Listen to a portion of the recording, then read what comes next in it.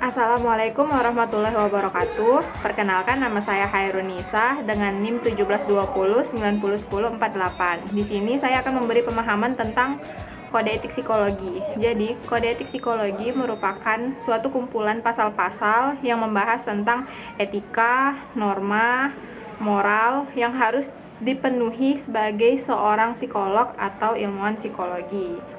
Nah, kode etik psikologi di Indonesia sendiri itu dibuat berdasarkan aturan dari American Psychology Association, di mana dalam pembuatannya juga ini disesuaikan dengan budaya yang berlaku di Indonesia. Kemudian, tahu nggak sih apa sih bedanya antara psikolog dan ilmuwan psikologi? Nah, soalnya ini kan banyak baru menempuh S1 saja sudah disebut psikolog gitu di mana-mana gitu. Banyak orang yang salah sebut atau salah kaprah seperti itu. Padahal ini berbeda. Jadi, ilmuwan psikologi itu orang yang sudah menempuh pendidikan psikologi, baik dia S1 psikologi maupun S2 sains. Sedangkan psikolog itu hanya diberikan kepada orang yang sudah menempuh pendidikan S2 psikologi profesi. Contohnya profesi PIO maupun klinis seperti itu. Nah, dan orang-orang yang sudah menempuh pendidikan profesi ini pun tidak bisa melakukan sembarangan praktek kecuali atas izin dari HIMSI seperti itu. Nah, dalam aplikasinya di Indonesia pun sebenarnya banyak terjadi pelanggaran kode etik. Seperti contohnya yang baru-baru ini terjadi ya, kasusnya Deddy Susanto, di mana dia dilaporkan oleh Revina VT terkait bahwa dia itu pernah meniduri kliennya atau sering mengajak berjumpa dengan kliennya itu di suatu hotel seperti itu.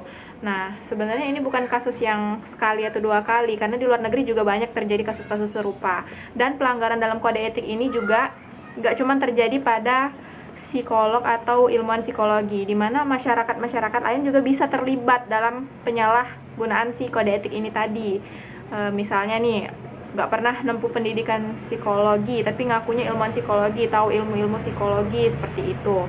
Dan banyak lagi penyimpangan-penyimpangan lainnya seperti itu ya, kalau misalnya kita melihat beberapa tahun ke belakang.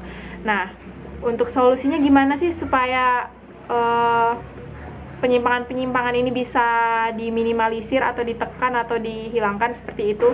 Nah, kode etik psikologi ini sendiri kan berisi tentang pasal-pasal di mana kita harus mengikuti pasal yang ada di dalamnya. Kita harus menaati aturan yang ada di dalamnya. Namun dari sejauh yang saya baca, dalam kode etik ini sendiri tidak membahas tentang sanksi apa yang akan diterima oleh para pelanggar kode etik seperti itu.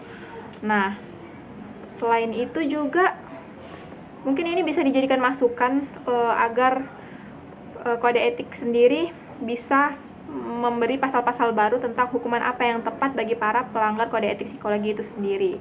Mungkin itu saja yang dapat saya sampaikan. Wassalamualaikum warahmatullahi wabarakatuh.